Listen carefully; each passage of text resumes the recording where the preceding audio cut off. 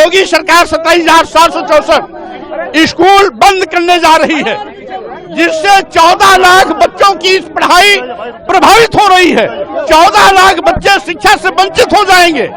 ऐसे स्कूल में पढ़ने वाले बच्चे गांव, गरीब, मजदूर, किसान, दलित, आदिवासी, पिछड़े समाज के बच्चे पढ़ते हैं। जिनके पास कुछ नहीं है, उनके ही बच्चे इन स्कूलों में पढ़ते हैं। माननीय मुख्यमंत्री जी 27,764 प्राथमिक स्कूलों को बंद करके आज गरीब के बच्चों से उत्तर प्रदेश की राजनीति के एक ऐसे विवादित चेहरे जो लगातार अपनी बयानबाजी को लेकर सुर्खियों में रहते हैं और उनका नाम है स्वामी प्रसाद मौर्य। स्वामी प्रसाद मौर्य आगामी वक्त में फिर से सक्रिय राजनीति में एंट्री करने के लिए अखिलेश यादव और मायावती की तारीफों के पुल बांधने में जुट चुके हैं। दरअसल आपको बता दें कि स्वामी प्रसाद मौर्य सीधे तौर पर इन दिनों भारतीय जनता पार्टी के नेतृत्व वाली योगी आदित्यनाथ सरकार पर निशाना साध रहे हैं।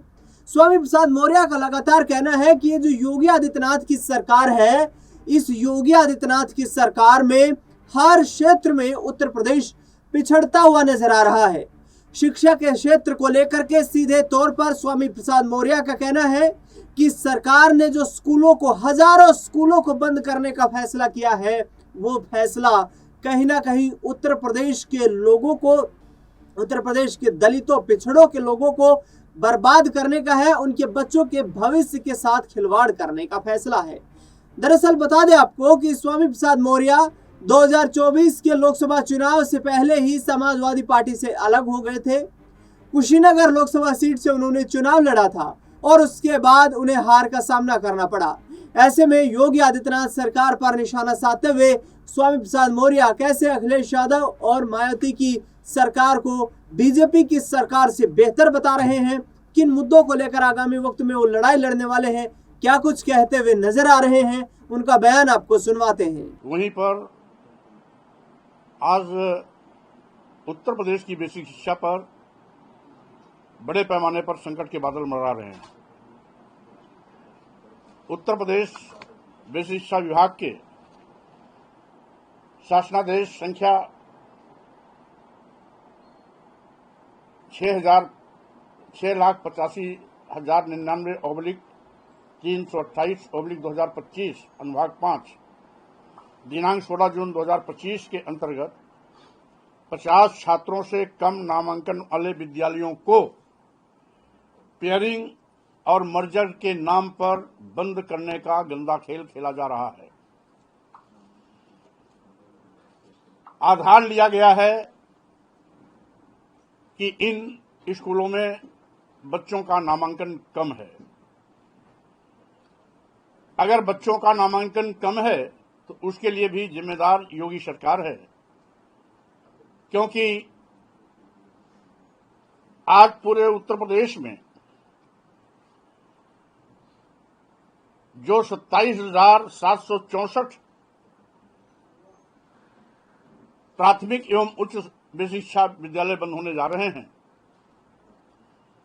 आखिर इन गांव के बच्चों को शिक्षा कहां से मिलेगी?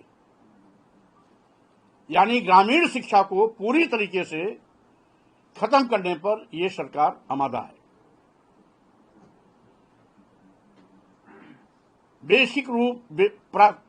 बेसिक विद्यालयों में प्रायः गांव के किसान, गरीब, मजदूर, दलित, आदिवासी, पिछड़े समाज के लोग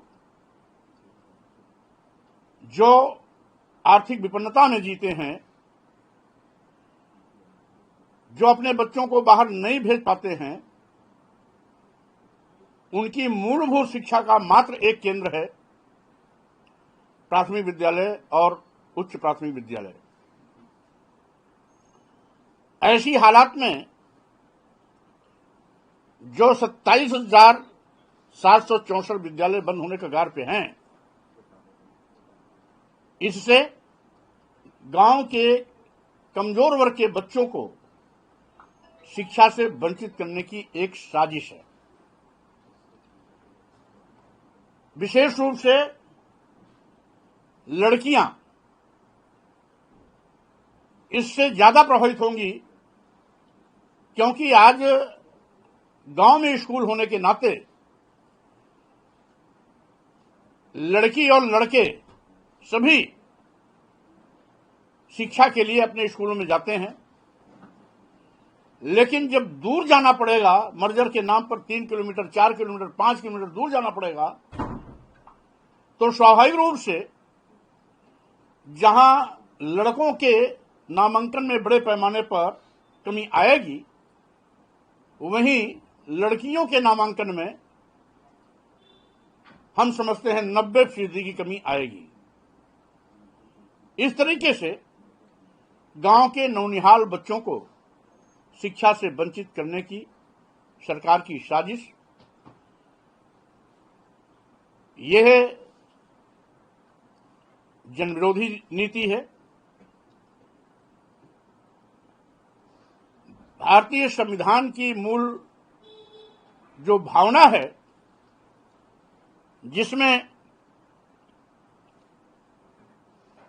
जिसको देखते हुए गांव गांव में स्कूल खोला गया, हर मजरे में स्कूल खोला गया, हर गांव में स्कूल खोला गया।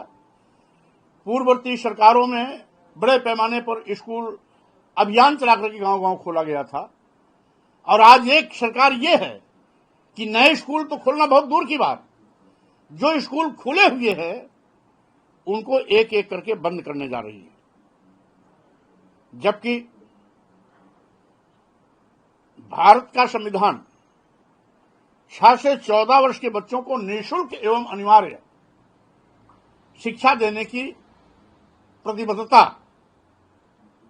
सुनिश्चित करता है, और सरकारों को इस बात को हिदायत देता है कि 6 से 14 साल के बच्चों को निःशुल्क और अनिवार्य शिक्षा दिया जाए। यही नहीं,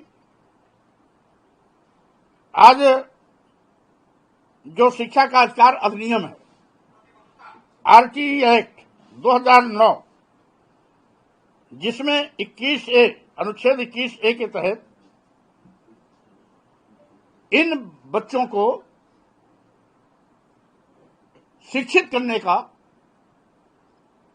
निर्देश मिलता है संविधान के द्वारा, और वहीं पर संविधान में जो नीति निर्देशक तत्व हैं, उसके अनुच्छेद 46 के तहत सामाजिक न्याय की मूल भावना भी आहत हो रही है विद्यालयों के बंद होने से। इसलिए जहां जन विरोधी है, वहीं संविधान विरोधी भी है।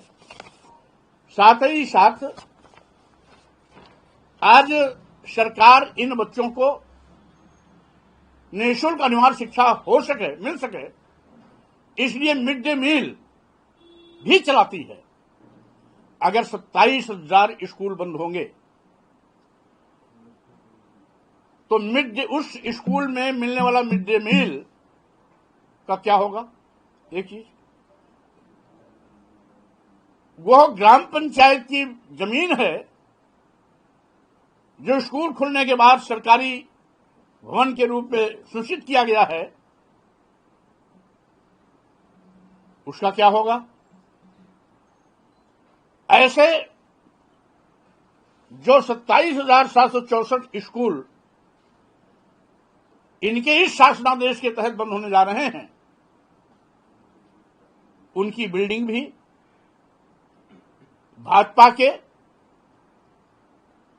बड़े बड़े नेताओं द्वारा अवैध कब्जा कर लिया जाएगा, या दबंगों द्वारा कब्जा हो जाएगा, या भूमाफिया लोग उसका दुरुपयोग करेंगे।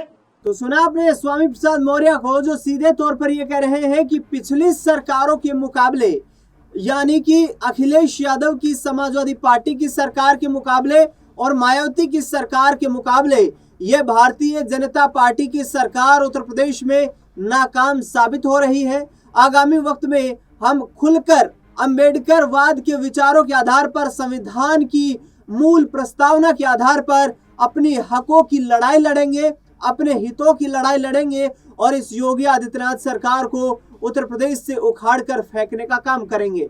बता दें आपको कि इटावा में पिछले दिनों दलितों और पिछड़ों पर जो अत्याचार हुआ और उसके बाद जो यादव समुदाय के कथावाचकों की चोटी तक काटी गई, उनका सिर का मुंडन किया गया, उसको लेकर भी स्वामी प्रसाद मौर्य ने निशाना साधा भारतीय जनता पार्टी पर और कहा कि ये भारतीय जनता पार्टी संविधान को नहीं मानती है, जो भारत देश के लिए आगामी वक्त में एक बड़ा खतरा साबित हो सकता है। देखना दिलचस्प होगा कि 2027 के विधानसभा चुनाव का बिगुल बज चुका है, क्योंकि अखिलेश यादव ने कह दिया है कि करीब 1 साल पहले ही वो तमाम उन प्रत्याशियों को संकेत दे देंगे जिन्हें 80% टिकट मिलने की संभावना उत्तर प्रदेश में रहेगी। यानी कि अखिलेश यादव ने चुनावी बिसात बिछाना शुरू कर दिया है।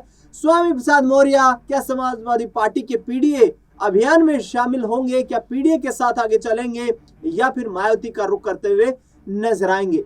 फिलहाल इस खास रिपोर्ट में इतना ही। देश दुनिया से जुड़ी तमाम बड़ी खबरों के लिए देखते रहिए नेक्स्ट 9 आवाज।